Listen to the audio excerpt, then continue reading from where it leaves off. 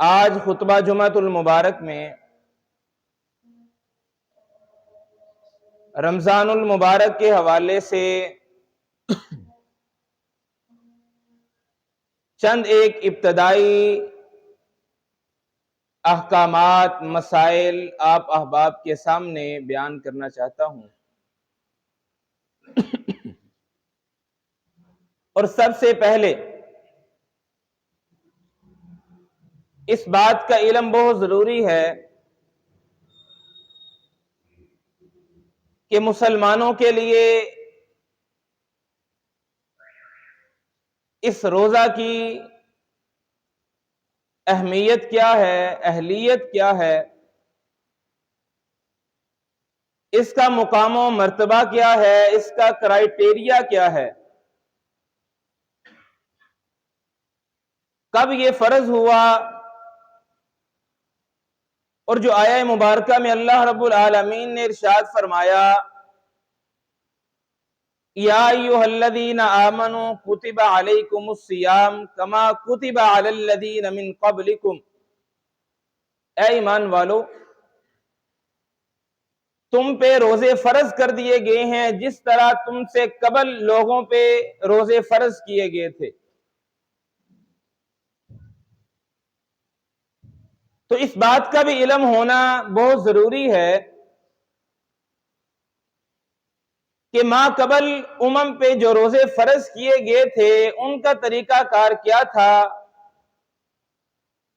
اور امت محمدیہ پہ جو روزے فرض کیے گئے ہیں فرق کیا ہے۔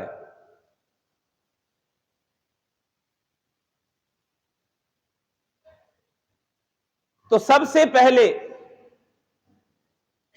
روزے کی فرضیت کے بارے میں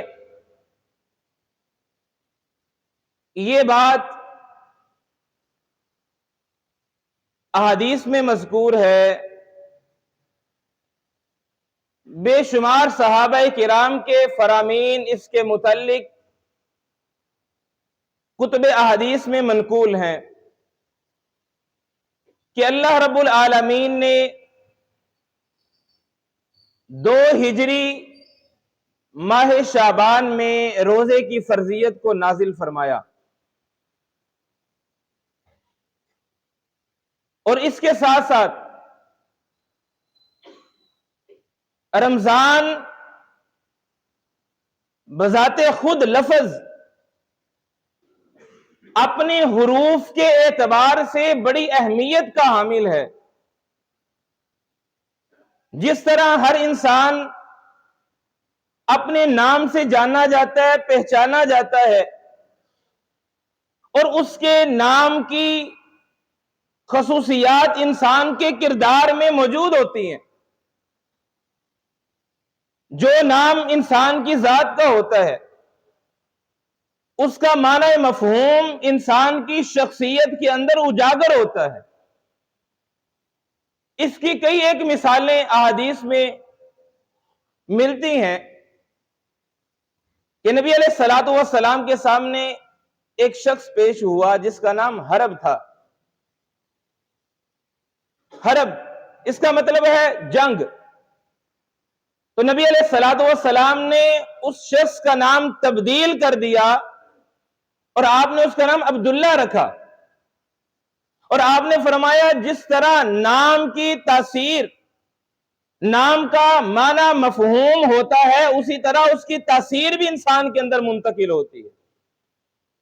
تو اس لحاظ سے یہ ماہ سیام رمضان کا مہینہ، تو اس کی لغوی تشریح کے بارے میں اس کے 5 حروف ہیں، اور محدثین نے، متکلمین نے اپنے اپنے انداز سے، اپنے اپنے افکار سے، سوچ سے ان حروف کی تشریح بیان کی ہے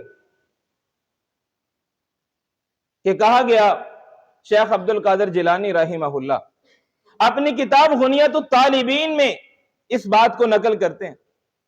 وہ کہتے ہیں کہ رمضان لفظ کے 5 حروف ہیں۔ پہلا حرف را، را کا مطلب رحمت اللہ، اللہ کی رحمتوں کا مہینہ ہے۔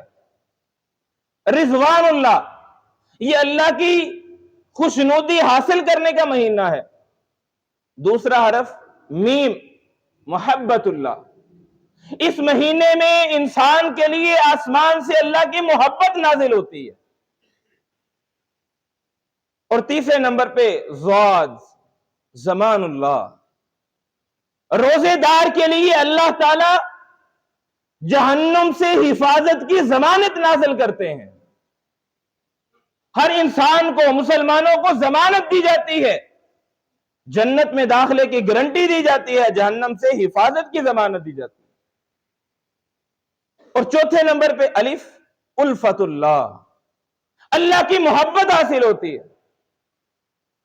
اور پانچویں نمبر پہ نور، نون، جس کا مطلب ہے نور اللہ۔